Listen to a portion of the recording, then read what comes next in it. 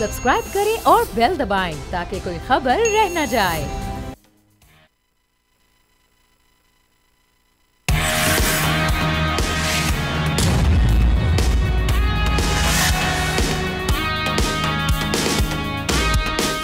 अस्सलामुअलैकुम नाजरीन, आप देख रहे हैं न्यूज़ पंच। मैं हूं आमना खटाना। आज स्टेट बैंक ने मॉनेटरी पॉलिसी का ऐलान कर दिया, जिसके मुताबिक शरह सूद में 2% कमी कर दी गई है और अब शरह सूद 15 से 13% पर आ गई है। स्टेट बैंक ने शरह सूद में मुसलसल 5वीं बार ये कमी की है।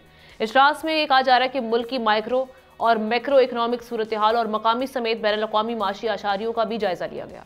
अभी जो सारी सूरत हाल हम देख रहे हैं, शरह सूद में कमी, इसका आवाम को किस हद तक फ़ायदा होगा, चूँकि कहा जा रहा है कि महंगाई में जो उसकी शरह में कमी आई है। लेकिन हम ये देख रहे हैं कि जो शरह सूद है उसके हवाले से जो इन्वेस्टर्स हैं या बिजनेसमैन तबका है, वो ये कुछ ज़्यादा ही उम्मीदें जोड़े हुए था। उनकी जानिब से कहा जा रहा था कि कम अज़ कम 500 बेसिस पॉइंट्स कम किए जाएँ, तो क्या गुंजाइश निकल सकती थी। डिस्कशन का आगाज़ करते हैं। एहतशामुल हक साहब हैं, डॉक्टर दानिश हैं, ज़ाहिर शराजी हैं, शहजादा जुल्फ़िकार साहब पैनल पर हमारे साथ मौजूद हैं। एहतशाम साहब, कैसे देख रहे हैं 200 बेसिस पॉइंट्स कम किया गया है, इंटरलिंक है, हम देखते हैं महंगाई और आपके जो शरह सूद है, तो अगर महंगाई कम हो रही है तो इसमें मजीद गुंजाइश थी कि इसको 200 बेसिस पॉइंट से कम करके मजीद कम किया जा सकता? देखिए हमने अगर इसको हमने जिस तरीके से टैग किया हुआ है महंगाई के साथ, तो 4.9% अगर हमारी महंगाई हो गई है और वो कहते हैं जी 75 माह की सबसे कम जगह पे आ गई है, उसके बाद से तो फिर इसको लिंक किया हुआ आपने इंटरेस्ट रेट के साथ, तो इंटरेस्ट रेट तो डेफिनेटली सिंगल डिजिट में आ जाने चाहिए थे। लेकिन बहरहाल अब 2% भी हो गया, तो बिज़नेस कम्युनिटी जो चाह रही थी 500 बेसिस पॉइंट, वो 200 बेसिस पॉइंट पे ही चलें, उन्होंने इत्तेफाक कर दिया। लेकिन हम ना इसको अगर आप रियल इफेक्टिव रेट अगर आप देखें ना, तो इसका ये बन जाता है, इस वक्त आपने अब 13% है, 15 से 13% किया है, लेकिन असल में 19% है, क्योंकि कराची इंटरबैंक रेट भी अगर शामिल करें 6%, तो ये 19% इंटरेस्ट रेट। 19% इंटरेस्ट रेट के ऊपर कोई भी मुल्क जो है ना वो ढंग से सरमायाकारी इंडस्ट्री को डेवलप नहीं कर सकता, लोगों को लेवर नहीं कर सकता कि कारोबार करें। अभी देखें रीजन का मैं देख रहा था मुकाबला, अभी आप देखने एवरेज रेट आमना जो भारत में इंटरेस्ट रेट है 6.5% है, बांग्लादेश में 6.7% है, श्रीलंका में 8.2% है, नेपाल में 6.5% है, चीन में 4.3% है। तो गुंजाइश तो बहुत ज़्यादा थी। अब दो चीज़ें हैं, एक तो ये है कि जो जिसकी वजह से नहीं हो रहा, एक तो आमना हमारे बैंक जो है ना ये एक बहुत बड़ा माफियाज है। अच्छा। ये पाकिस्तान की तारीख में जब से मैं जर्नलिज्म कर रहा हूँ, मैंने कभी इनको नुकसान में नहीं देखा। ये हमेशा जो है ना इनको ये थ्राइव करते हैं, ये कभी भी नहीं चाहते इंटरेस्ट रेट कम होने चाहिए। अब मसला तो ये बन गया है कि ये सारी की सारी बोरिंग जो है ना अब कमर्शियल बैंकों से हुकूमत कर रही है, स्टेट बैंक से तो IMF ने मना कर दिया। इसके बावजूद वो कहते हैं जी इंटरेस्ट रेट बढ़ाएं, क्योंकि उनका देखें ना उनके हिडन चार्जेस भी हैं और बेताशा उनके चार्जेस हैं, जिसकी वजह से उनका अपना एनुअली इंटरेस्ट अपना प्रॉफिट बहुत ज़्यादा हो जाता है। एक तो वो नहीं होने देते, दूसरा IMF का भी मसला है। देखिए IMF का एक आज का मसला नहीं है, हमारे जैसे मुल्कों में उन्होंने एक फार्मूला बनाया है, ग्रोथ वर्सेस स्टेबलाइजेशन। वो कहते हैं जब आपको पैसा दे रहे होते तो आप इंश्योर करें कि आपने how the hell you are going to return us back.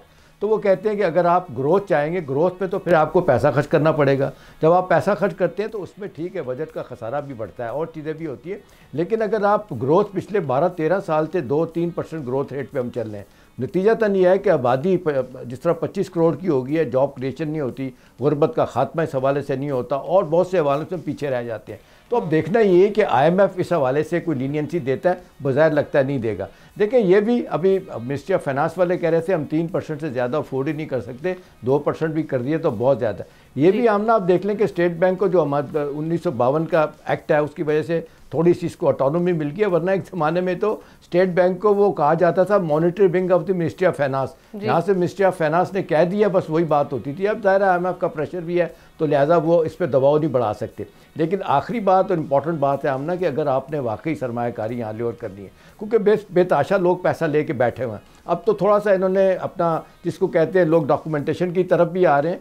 40 lakh से इस वक्त 83 लाख लोग जो है इन्होंने जिसको कहते हैं टैक्स पेयर की तादाद सो कॉल्ड होगी, आज उन्हें नील फाइल किया है। तो लोग चाहते हैं कि उनके पास बेताशा पैसा है। इसके अलावा आप देख ले, कहा जा रहा है कि पैरेलल इकॉनमी या ब्लैक इकॉनमी हमारी रियल इकॉनमी से बड़ी हो गई है। हमारी इकॉनमी का साइज 375 बिलियन डॉलर का है। वो कहा जा रहा है कि 500 बिलियन डॉलर से ज़्यादा की ब्लैक इकॉनमी है। तो उसको लेवर करने के लिए तो कहीं ना कहीं कंसेशन देना पड़ेगा उनको। एक तो लेके आए टैक्स डेट पे लेके आए डॉक्यूमेंटेशन, दूसरा इंसेंटिव ये होना चाहिए कि जी आप इंटरेस्ट रेट कम करें। इंटरेस्ट रेट कम करने करने में एक बैंक उनका रोल है और IMF का रोल है। IMF जल्दी जल्दी इस बात पे मानता नहीं है और फिर एक दिमाग में बात डाल दी गई जी महंगाई। भाई महंगाई तो आपने 4.9% कम होगी, अगर हम नहीं मानते उसकी बढ़ने की रफ्तार में कमी हुई है, वैसे नहीं हुई। और दिसंबर में प्रोजेक्ट कर रहे हैं कि 3.5% महंगाई हो जाएगी। हम ना उसके बाद तो ये डेफिनेटली सिंगल डिजिट में इंटरेस्ट रेट आने चाहिए अगर ये चाहते हैं कि वाकई कोई आप मुल्क में कोई मीनिंगफुल इन्वेस्टमेंट हो बाहर से और आपका लोकल इन्वेस्टर उसका एतमाद बढ़े हुकूमत पे, हुकूमत की पॉलिसीज पे, लिहाजा इसको सिंगल डिजिट पे लाया जाए। तो मेरा ख्याल है चले देर आए दुरुस्त आए, उम्मीद यही कर सकते हैं कि नीचे रीजन को देखते हुए, कंपटीशन को देखते हुए ये अगले 15 दिन के बाद दोबारा इसको कम करेंगे या कुछ। जी हाँ, लेकिन डॉक्टर साहब ये कह रहे हैं, जो हम देख रहे हैं बिजनेसमैन जो हैं वो ये बोल रहे हैं कि टाइमली अगर आप इसको शरह सूद में कमी लाए जाए, इस पॉलिसी को बेहतर बनाया जाए, तो आपकी वही जो आप बात करें कि इन्वेस्टमेंट आपने लेके आनी, आपकी सनतों को अगर आपने फ़रोग देना है, उनके लिए कर्ज लेना, कर्जों तक रसाई आसान हो जाएगी मज़ीद। तो IMF से हम निगोसिएशन कर सकते हैं और किस तरह से मुमकिन बना सकते हैं कि वो इसमें थोड़ा सा फ्लेक्सिबिलिटी शो करवाए? हवाले से बहुत ही अहम होता है और जाहिर है कि इसमें शरह सूद तो ये स्टेट बैंक ने दे दिया, जैसे कि एहतशाम साहब ने कहा कि जी जब कमर्शियल बैंक लोन देता है तो वो उसमें इजाफा करता है। जैसे अभी 13% है, मेरे लिहाज से 4% का इजाफा होगा और 17 होगा। एहतशाम साहब उसे 19 पे ले जा रहे हैं। बहरहाल दोनों ही करीब है और ये बात भी उनकी सही है कि जब 4.9 पे आपने अपनी वो ले आए हैं, क्या नाम है, इन्फ्लेशन, तो माजी में देखिए कि जब 4.9 पे इन्फ्लेशन थी तो उस वक्त आपका जो शरह सूद था वो सिंगल डिजिट पे था। तो डिमांड सही है और जो ताजिर मांग रहे हैं वो सही मांग रहे हैं। लेकिन सिलसिला ये है कि ये भी देखना है कि बहुत सारे और फैक्टर्स भी होते हैं, सिर्फ और सिर्फ अफरात ज़र या इन्फ्लेशन की बात नहीं की जाती है। लेकिन फिर भी हम देख लेते हैं कि स्टेट बैंक ऑफ पाकिस्तान ने जो है वो हर 45 से 60 दिन पर मॉनेटरी पॉलिसी देता है और मॉनेटरी पॉलिसी जब देता है तो वो ज़र मुबादला की शरह को मुस्तहकम करना, इक़्तिसादी तरक्की को फ़रोग़ देना, महंगाई को कंट्रोल करना, इसी तरह डॉलर्स रेट को कंट्रोल करने के लिए ये सारी चीज़ों की बुनियाद पर वो देता है। अब 2022 से लेकर तकरीबन 8 मॉनेटरी पॉलिसी आ चुकी है और ये नवी मॉनेटरी पॉलिसी है जो कि आई है और आप चले गए थे तकरीबन 22% पे, जो कि अब 17.5 तक पहुँचे हम, फिर उसके बाद 15 पे पहुँचे और आज अनाउंस हुआ है कि वो 13 हो गई है। अब इस 13 के साथ पाकिस्तान की जो मज़ीद इसमें कमी होनी चाहिए, बिल्कुल सही कह रहे हैं शाम साहब कि जी सिंगल डिजिट पे आना चाहिए, लेकिन वही वाली फैक्टर्स है कि जब वो और तीसरे चौथे फैक्टर्स पे आते हैं तो इस लिहाज पे इतना भी आ जाना बहुत बेहतर है मौजूदा हुकूमत के हवाले से। देखिए ये जो ज़खायर हैं आपका इस वक्त है 16.62 बिलियन डॉलर है, इजाफा हुआ है ना 16.6 बिलियन डॉलर, जिसमें कमर्शियल जो है वो तकरीबन 5.4 बिलियन है और आपका जो स्टेट बैंक का है वो 11.02 है और ये प्रीवियस फिजिकल ईयर में जो था उससे 10.7 जो है वो % जो है वो बढ़ा है। तो ये कामयाबी है। अफरात ज़र की शरह 4.9 हुई है, डॉलर मुस्तहकम हुआ है, आपको पता है हिल ही नहीं रहा है वो, माशाल्लाह अच्छा है। एक्सपोर्ट आपकी 36 बिलियन तक पहुंच गई है, इसको आप कंसीडर करें। रेमिटेंस आपके जो है वो 2023 और 2024 के इसमें जो है वो तकरीबन 30.3 बिलियन डॉलर्स का जो है वो इसमें आई है। मैं पूरा एक फिजिकल ईयर के हवाले से कह रहा हूँ। तो देखिए एक तरफ शरह सूद कम किया जा रहा है, दूसरी तरफ पाकिस्तान के मेन इंडिकेटर ये बता रहे हैं कि पाकिस्तान की मुआशी हालत बेहतर हो रही है, मज़ीद बेहतर होने की गुंजाइश है। लेकिन इस बात की तो आप दाद दें मौजूदा हुकूमत को कि गुज़िश्ता इस 12 महीने 15 महीने के अरसे में उसने बहुत सी चीज़ों में बेहतरी लाई है। मैंने एक्सपोर्ट भी बताया, मैंने अफरात ज़र भी बताया, मैंने आपको ये भी बताया। अब देखिए जिस तरह आपने कहा कि मुसलसल 5 बार कमी हुई है, 5 बार में 9% की कमी की गई है। तो ये एक बड़ा अच्छा इक़दाम है और मज़ीद होनी चाहिए, मज़ीद गिरना चाहिए, क्योंकि ज़र सूद जितना गिरेगा उतना आपके लिए जो है वो आपके सरमायाकारी हुकूमत को भी इनफैक्ट वो कह रहे हैं कि फायदा हुआ इससे अगर ये शरह सूद कम होगा मजीद। बिल्कुल फायदा होगा। ठीक है शाह साहब, ये सिंगल अगर इजाजत दें एक चीज़ अगर इजाज़त दे दें, जो हुकूमत ने प्लान किया हुआ आमना, वो कह रहे हैं कि 2025 से एक बड़ा ग्रेटर प्लान किया है कि 2047 तक हम जो है ना दुनिया की 10 टॉप इकोनॉमी में हम चले जाएंगे। अल्लाह करे तो उसके जरिए बहुत बड़ा फैक्टर है, one of the major factors यही है कि इंटरेस्ट रेट कम से कम हो। जी अल्लाह करे इस पे अब इम्प्लीमेंटेशन भी हो ना प्रॉपर तरीके से। शाह साहब, ये आप सिंगल डिजिट में कब तक आता हुआ देख रहे हैं पॉलिसी रेट को, और दूसरी चीज़ ये कि इसके लिए हुकूमत को क्या करना पड़ेगा मजीद, जो रुकावटें हैं उनको दूर करने के लिए? देखिए, मैं डॉक्टर साहब की बात को आगे लेके बढ़ाऊंगा कि कुछ इक़दाम ऐसे थे फेडरल गवर्नमेंट के कि जिससे बाकी बेहतरी आई है। आपकी एक्सपोर्ट्स बढ़ी हैं, आपका इंपोर्ट टारगेट कम हुआ है। इस पर आप देखें 2024 के अंदर 900 बेसिस पॉइंट जो है तकरीबन कम किए हैं गवर्नमेंट ने। जैसे रेट की बात पहले शाम साहब ने फिर डॉक्टर साहब ने बड़ी तफसीलन बयान की, मैं उस तरफ नहीं जाना चाह रहा, लेकिन आप देखें ये इतना जो पॉइंट्स कम हुआ है, बेशक जो हमारी बिजनेस कम्युनिटी थी उसकी डिमांड मज़ीद ज़्यादा थी, लेकिन आप अगर देखें 2020 में जब पेंडेमिक था तो उस वक्त भी 625 बेसिस पॉइंट जो है वो कम किया गया था। तो इसका मतलब ये कि एक बड़ा इनकलाबी, चाहे जो इकदाम उठाए गए, IMF से पैसा आया, वर्ल्ड बैंक ने सपोर्ट किया, हुकूमत ने भी पॉलिसीज़ को रिव्यू किया, लेकिन इसमें एक चीज़ हम ज़रूर देखेंगे कि क्या हुकूमत ने इस नई मॉनेटरी पॉलिसी को इस वक्त वजह करते हुए, बेशक उन्होंने कहा कि इन्फ्लेशन कम हुई है, 4.9% का दावा है, लेकिन क्या इसमें हमने गवर्नमेंट का रेवेन्यू शॉर्टफॉल देखा है? हमने फूड कमोडिटीज़ और प्राइसेस को देखा है? क्या हमने इंटरनेशनल फूड कमोडिटीज़ और प्राइसेस के अंदर जो कमी बेशी हुई है ये इस मेरे ख्याल में कंसिडर की गई है कि नहीं? अब देखिए नेक्स्ट ईयर के लिए 2025 के लिए वो कह रहे हैं कि जी 4.5 से तकरीबन मेरे ख्याल में जो मैंने फिगर देखा 5 to 7% तक इन्फ्लेशन रेट जो है वो रहेगा।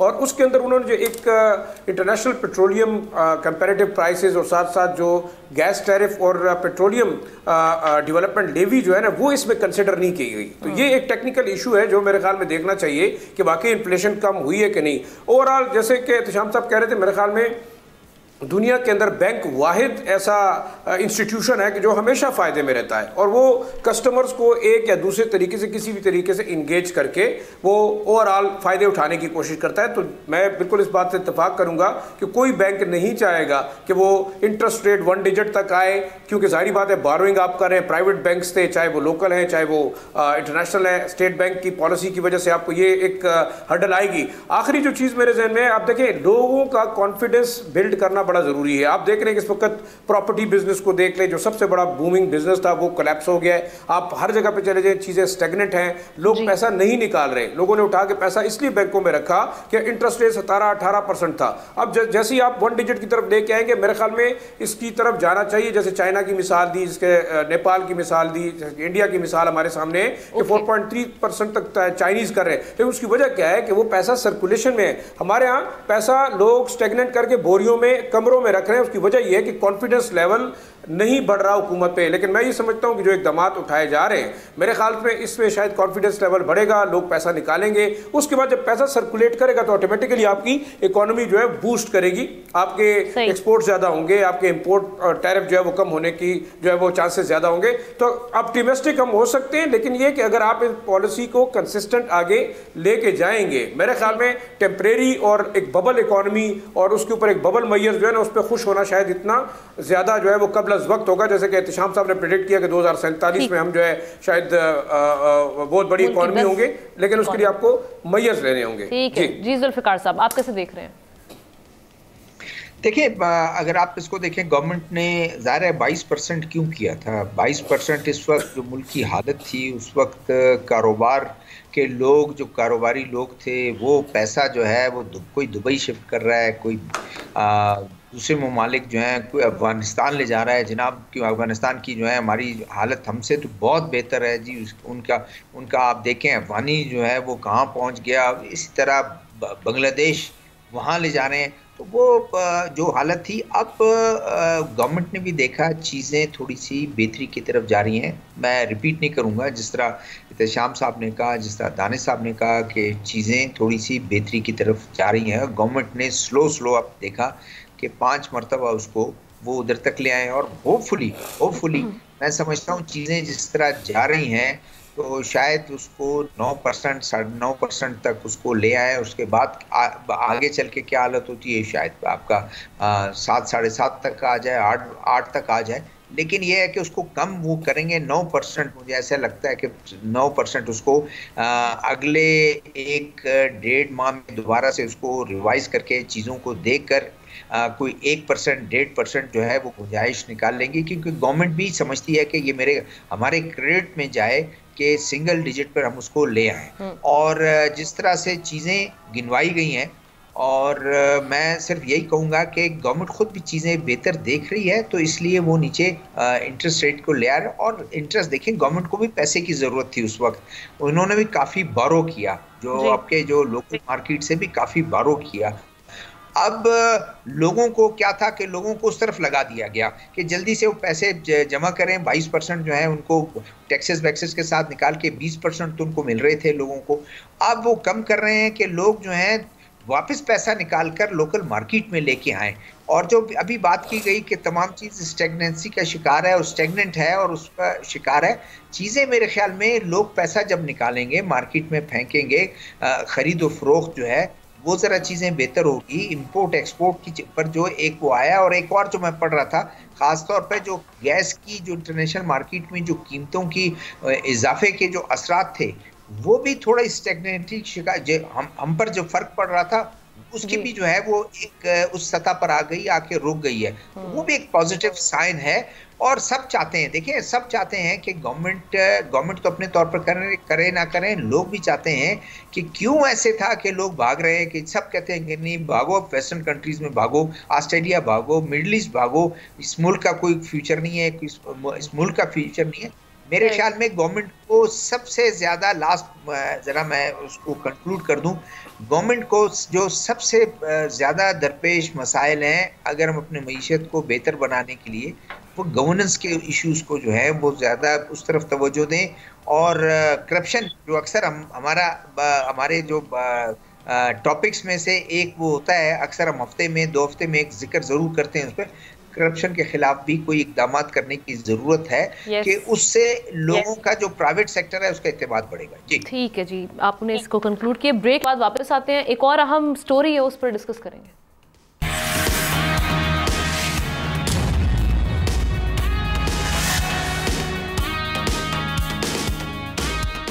वेलकम बैक नाजरीन। डंकी या गैर कानूनी तरीके से यूरोप या किसी भी मुल्क में बसने का ख्वाब कितना महंगा सौदा है, ये कोई उन घरानों से पूछे जिनके जवान बच्चे तलातुम खेज मौजों की नज़र हो जाते हैं, जो डॉलर्स, पाउंड्स या यून्स या यूरोस कमाने की ख्वाहिश लिए गैर कानूनी समुद्री रास्ता अपनाते हैं।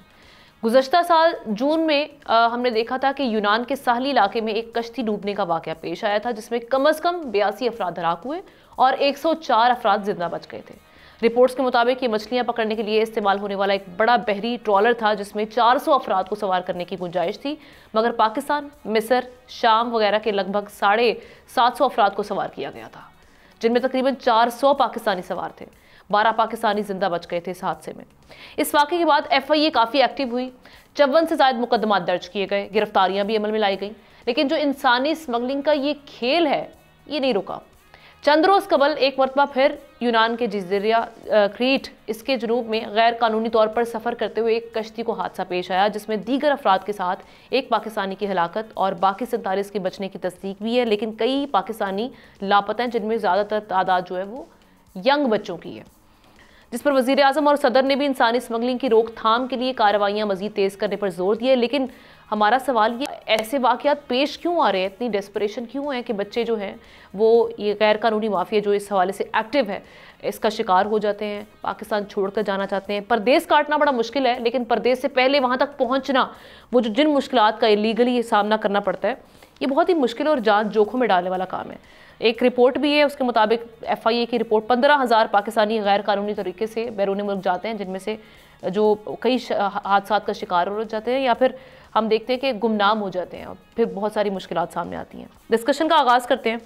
मैं सबसे पहले आपकी जानिब आऊँगी। शाह साहब, कैसे देख रहे हैं आप ये, ख़ास तौर पे हम देखते हैं कि जो पंजाब की और आज़ाद कश्मीर की पट्टी है, वहाँ से लोग बड़े इस गैर कानूनी धंधे में मुलव्वस हैं और वही शिकार हो रहे हैं वहाँ के नौजवान।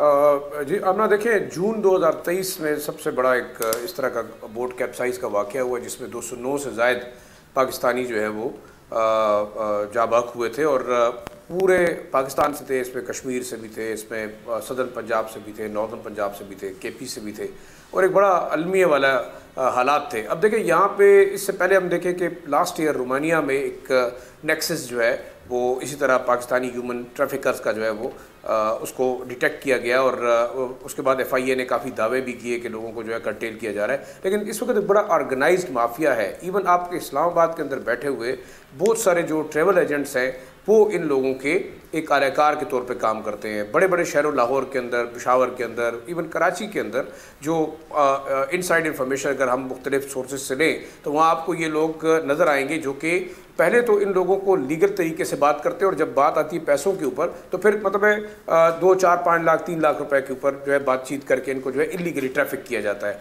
इसमें मैं तो ये समझता हूँ, देखिए सबसे बड़ी वजह जो आपने बताई कि जो हमारे जितने एरियाज है, ख़ास तौर पर जो हमारा रूरल पाकिस्तान है, वहाँ अनएम्प्लॉयमेंट है, गुर्बत है और दूसरा एक लिहाज से देखा जाए ट्रेंड भी है। आप अगर ट्राइबल एरियाज़ की बात करें, आप रूरल पाकिस्तान की बात करें तो वहाँ ज़्यादातर लोग आपको एक्सपर्टाइज पाकिस्तानी नज़र आएंगे जो कि UAE या सऊदी अरेबिया उन इलाकों में छोटी मोटी मजदूरी करते हैं और ज़्यादातर 40-50 हज़ार या लाख रुपए पाकिस्तानी तक कमा के बेचते हैं। लेकिन जब से ये ट्रेंड बना है, ख़ासतौर पर पंजाब के अंदर गुजरांवाला, गुजरात, झेलम, ये ऐसे इलाके जहाँ से काफ़ी लोगों को जो है आप देखेंगे कि वो बाहर के ममालिक में लीगली या इलीगली, इसमें इटली है, ग्रीस है, इन इलाकों की तरफ जो है वो इलीगली कोशिश करते हैं। उसके बाद वो एक ट्रेंड जब बना तो लोगों की मोटिवेशन भी आई कि तकरीबन अगर आप इस तरीके से बाहर जाके 5-6 लाख रुपए या 8 लाख रुपए पर मंथ कमाएंगे तो आपको एक अच्छा खासा रेवेन्यू आएगा। तो सबसे बड़ा रीज़न यही है कि देखिए हमारी पॉलिसीज़ हुकूमतों की भी ऐसी रही हैं कि जो कि यूथ के लिए कोई एक ग्रीनर पास्चर्स हमें नज़र नहीं आए या कोई रोज़गार के ज़राए नहीं है। दिन ब दिन की इन्फ्लेशन बढ़ती जा रही है, रोज़गार कम है, आबादी आपकी बढ़ती जा रही है और यहाँ पे आपकी इंडस्ट्री सेक्टर का हाल ये है कि जो नौजवान काम करते रहे वो आहिस्ता आहिस्ता उनकी कोशिश है कि वो आसान पैसा कमाने के चक्कर में इन लोगों के ह्यूमन ट्रैफिकर्स के हाथ में आ जाते हैं। और फिर हमारी अथॉरिटीज़ की भी ज़रा निग्लिजेंस है जो कि इन बड़े बड़े नेटवर्क्स को जो है ना डिटेक्ट नहीं कर सके। बल्कि मैं तो ये समझता हूँ कि अथॉरिटीज़ की इन्वॉल्वमेंट इसके साथ शामिल है। इसके बगैर बहुत मुश्किल है कि इतना बड़ा नेटवर्क और नेक्सस, यानी इन पे जो लगाम डालने वाले हैं या दूसरे ऐसे इदारे जिनको इस काम के, जुल्फिकार साहब, ये कहीं ना कहीं उनकी भी हम देख रहे हैं ना कि ये इनकॉम्पिटेंस है या उनकी नेग्लिजेंस कह लें या फिर वो कॉम्प्रोमाइज्ड है वो इदारे, वो जो सही तरीके से इस मामले को रोक ही नहीं पा रहे। जो ह्यूमन ट्रैफिकर्स हम देख रहे हैं, अगर इनको तो ठीक तरीके से इनसे निमट लिया जाए तो आप समझते हैं कि इस इशू पर मुकम्मल तौर पे काबू पा लिया जाएगा, निमट लिया जाएगा इससे? देखिए, मुकम्मल तो बहुत ही मुश्किल है, इसलिए कि अगर दूसरे सेगमेंट जो हमारी सोसाइटी के दूसरे सेगमेंट्स हैं, दूसरे डिपार्टमेंट हैं या उनमें क्या करप्शन ख़त्म का हम यही कह लें कि क्या इफ़ेक्टिव हम कर लें तो बिल्कुल करप्शन ख़त्म हो जाएगा, 0% आ जाएगा, ऐसा नहीं है। बड़ा मुश्किल है। जहाँ गुर्बत है, जहाँ मौके कम हैं, वहाँ पर ये और डिस्पैरिटी है, जहाँ पर वो ये चीज़ें हैं। मैं साफत में हूँ, मैं अपने बच्चे को जो है उस स्कूल में नहीं पढ़ा सकता हूँ जहाँ 20 से 25 हज़ार तनख्वाह है और मुझे देखते हुए दूसरा बंदा कहता है कि ये अपने बच्चे को तो 8,000 6,000 वाले स्कूल में पढ़ा रहा है, मैं तो पढ़ा नहीं सकता हूँ, मैं तो 1,000 वाले। इस डिस्पैरिटी जो माशरे में है ये चीज़ों को, और मेरा बच्चा कहीं है, मेरा भाई कहीं लग गया FIA में और उसके तो जाहिर है वो यही काम करता रहेगा, कस्टम में लग गया, किसी और डिपार्टमेंट में लग गया जहाँ इख्तियारात बहुत हैं तो वो उसका इस्तेमाल करते वो करेगा। बड़ा मुश्किल है चीज़ें जहाँ गुर्बत है। देखिए ना, हमारा तो छोड़ दें पाकिस्तान का, पाकिस्तान के अलावा और बहुत से ममालिक जाते हैं, क्या नहीं जा रहे थे और क्या वजूहत है कि लोग क्यों जाते हैं। क्राइसिस आ जाता है, वो बेहतर मुस्तकबिल की तरफ जाते हैं। अल्लाह ना करे लीबिया वाला हमारा हाल नहीं है, अल्लाह ना करे सीरिया वाला हमारा हाल नहीं है। ये अरब स्प्रिंग जब 2010 और 12 के दरमियान आया तो उस वक्त भी काफ़ी लोग गए। 2015 का जो साल है वो लोग कहते हैं कि वो वर्ल्ड वार के बाद, वर्ल्ड वार सेकंड के बाद सबसे बड़ा जो है वो जो तारिकीन वतन जो है वो अपने मुल्क से गए हैं, वो रिकॉर्ड किया गया है 2015 का। अरब स्प्रिंग है, दूसरे के वो है, पाकिस्तान से लोग जा रहे हैं, सीरिया में से काफ़ी लोग गए, टर्की गए, टर्की से आर्जी तौर पर, उसके बाद ग्रीस से उसके बाद यूरोपियन कंट्रीज़ निकल गया और यूरोपियन कंट्रीज़ ने भी उनको इनकरेज करने के लिए पॉलिटिकल बेसिस पर उनको दिया, उनको अफगान को नहीं दिया। अफगान कितने गए हैं? तो ये बल्कि आज भी आप इस्लामाबाद में चले जाएं, देखें कैसे लोग जो हैं वो इंतजार कर रहे हैं, डॉक्यूमेंट्स उनका इंतजार है कि डॉक्यूमेंट्स उनके वो लीगलाइज हो। तो हमारे तमाम डिपार्टमेंट्स पे बिल्कुल ये बलूचिस्तान तो देखें ये रूट है, हम यहाँ हर फिगर जो बताते हैं कि जो लोग 100 के करीब 150 के करीब रोजाना के बुनियाद पर वहां से पुश बैक किए जाते हैं ईरान से। और इसी तरह अगर देखें कि फिगर है कि 500 700 550 500 रोजाना की बुनियाद पर यहाँ से लोग चले जाते हैं, छोटे छोटे ईरान में दाखिल होते हैं, ईरान से जाते हैं। तो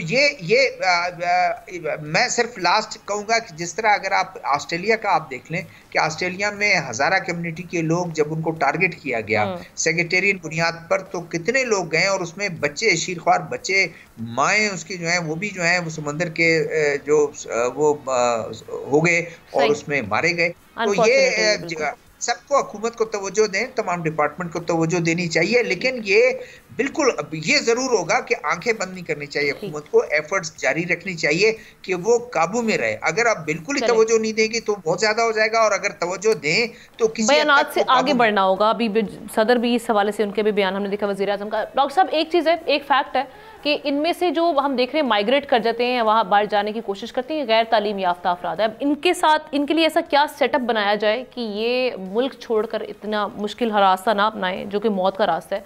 और एक कर्ज प्रोग्राम भी तो हम देखते हैं मुख्तलिफ हुकूमतें शुरू करती हैं, उनको किस तरह से आसान किया जाए कि ये उससे कुछ फ़ायदा हासिल कर सकें?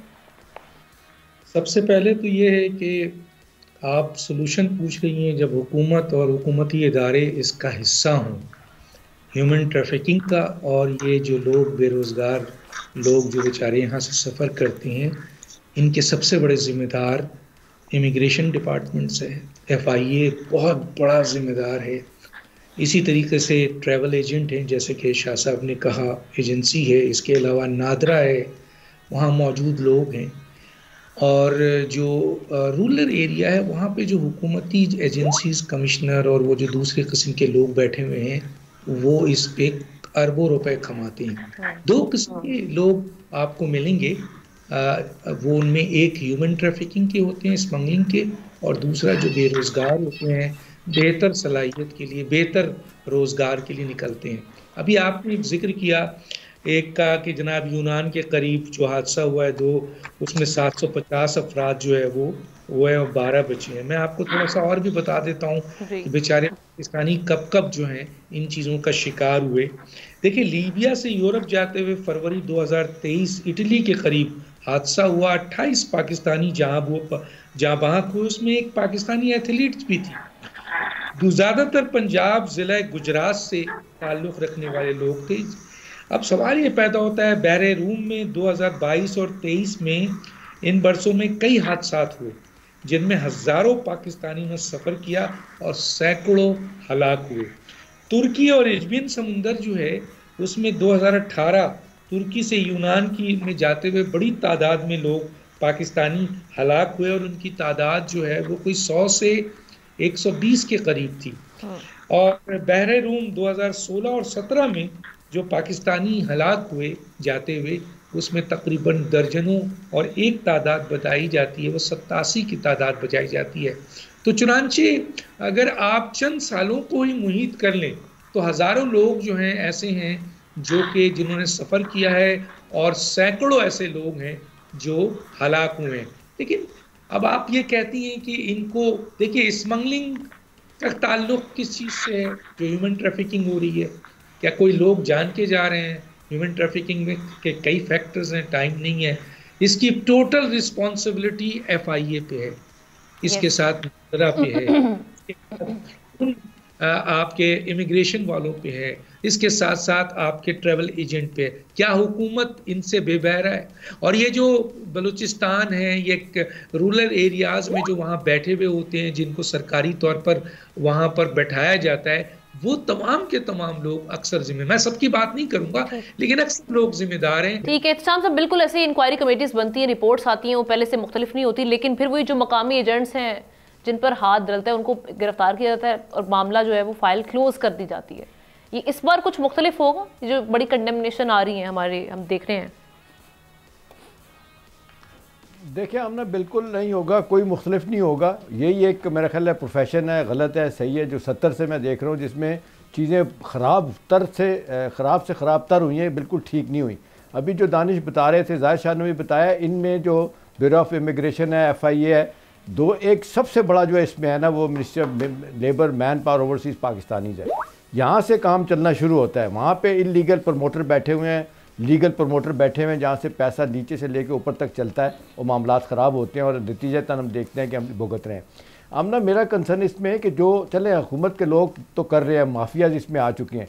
असल बात है कि जो लोग माँ बाप हैं, जो लोग 30 से 40 लाख रुपया दे के भेज रहे होते हैं, आए दिन इस तरह के हादसात भी होते हैं, उन्हें कोई मोटिवेट नहीं कर रहा। उन्हें अगर कोई कर भी रहा है तो उन्हें इसका एहसास नहीं हो रहा, या प्रेशर इतने ज़्यादा हैं। हमारे यहाँ जिस तरह गुर्बत बढ़ रही है, एम्प्लॉयमेंट का इशू नहीं है, लोग उधार लेके पैसे दे के इनको भेज रहे होते हैं।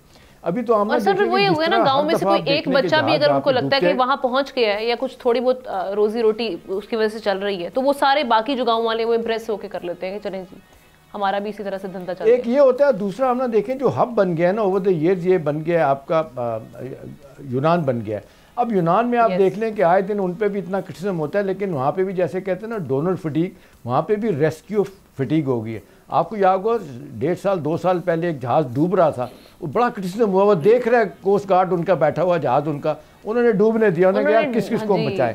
तो सवाल तो ये है कि हुकूमतों की जिम्मेदारी तो पूरी नहीं हो रही, इंडिविजुअली और जिस तरह लोगों को बिहेव करना चाहिए वो नहीं कर रहे। तो मेरा ख्याल है ये आमना ये सिलसिला कभी भी नहीं रुकेगा। ये जिस तरीके से मामला चल रहे हैं, अनलेस के वाक़तन जिस तरह 3-4 शहरों का जिक्र भी हुआ है, यहाँ पे लोग बैठे, एक तो लीगल प्रमोटर ना, इलीगल लोग हैं जिनको पकड़ा जाता है, उसके बाद फिर मुझे नहीं लगता 99% लोग जो है छूट के आ जाते हैं, इसलिए कि पैसा चलता है और लोग अपने पैसे दे के तो वापस आ जाते हैं। याद है कि बहुत बड़ी स्मगलिंग हुई थी और उसका का जो लोगों को ले जाके मजदूरों के बेस पे ले जाया गया और उसके बाद वहां पर लड़वाया गया और कई लोगों ने आके बयान दिए, जिसमें मुल्क की एक अहम तरीन फैमिली इन्वॉल्व थी जिन्होंने अरबों रुपए कमाए, उनके खिलाफ एक्शन हुआ और उसके बाद में पीपल्स पार्टी की गवर्नमेंट में उनको रिलीफ दे दिया गया और आज भी वो अय्याशी से रह रहे हैं। जी बिल्कुल, बड़े बड़े महल बनाए। बिल्कुल ठीक कह रहे हैं दानिश साहब ने, सही पॉइंट आउट किया है। वो बिल्कुल मशहूर फैमिली है, वो ये आज भी यही काम कर रहे हैं। हुकूमत में, हर हुकूमत में वो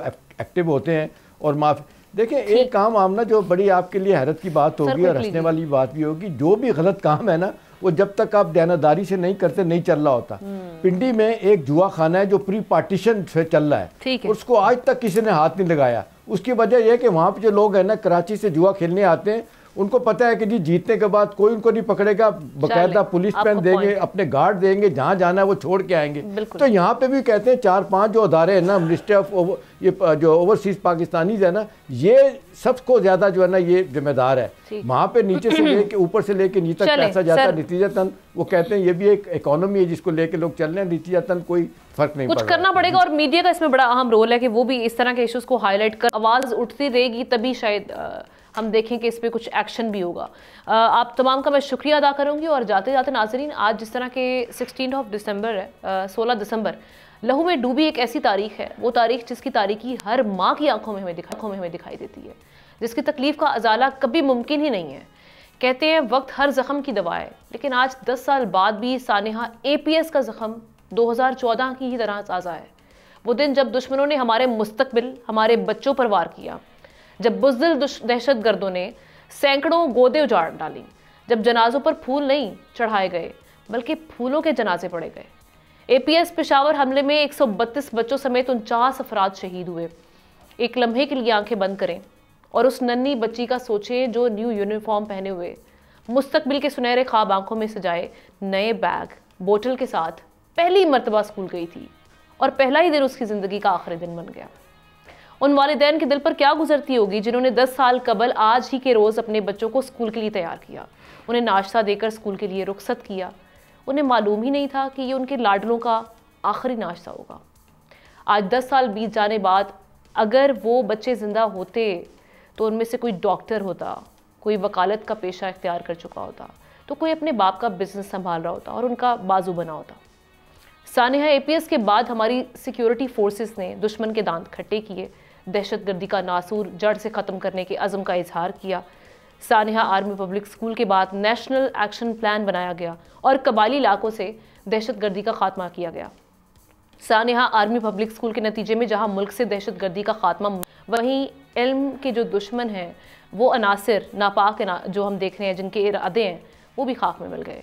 अल्लाह करे कि हमें हमारी ज़िंदगियों में कभी ऐसा दर्दनाक जो मामलात हैं या जो इस तरह के हम देखते हैं कि कई घर जो हैं वो उजड़ जाते हैं, इस तरह का कभी देखने ना मिले। और अल्लाह ताला इस जो वालिदैन हैं इनको हौसला दे के अपनी रहती दुनिया तक, अपनी रहती ज़िंदगी तक इस वाक़े को बर्दाश्त करते रहें और इसके हवाले से जो उनको हौसला मिलता रहे। हमारी दुआएं उनके साथ हैं। प्रोग्राम का वक्त खत्म हो जाता है, आपसे कल मुलाकात करते हैं। अल्लाह हाफ़िज़।